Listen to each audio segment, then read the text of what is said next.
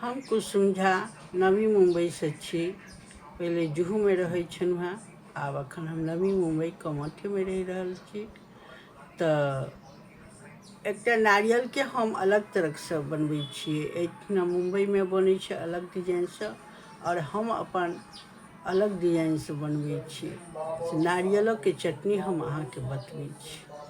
और क्या बतबै छी, हमरा घर में तऽ नीक लगते साथ में हम जे कखनो ब्राह्मण भोजन या किछु करै छियै बना कऽ दै छियै।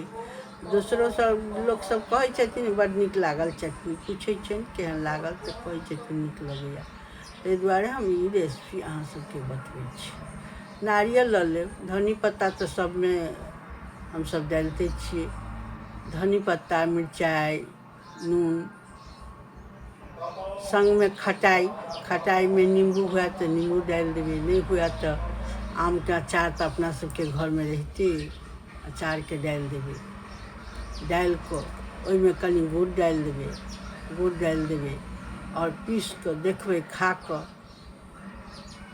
तो परोठा रहल, डोसा रहल, इडली रहल, तो हमरा घर में हम एही तरीका से बनबै छियै और बहुत सुंदर लगै छै। और सब चीज में लहसुन देलहुँ, ई देलहुँ से लहसुन तहसुन नहीं देबै। अहिना बना कऽ खा कऽ देखबै और बहुत सुंदर लागत।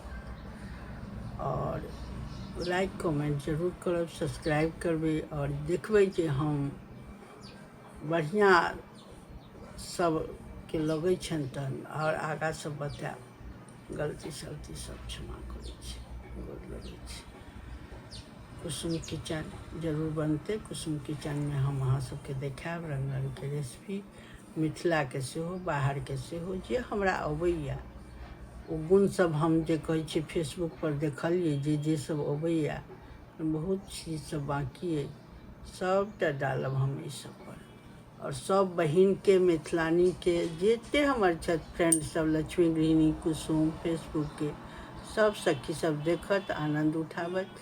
जेना हम सीखै छी ककरो से तऽ अहूँ सब सीखू। जय मिथिला, जय मैथिली।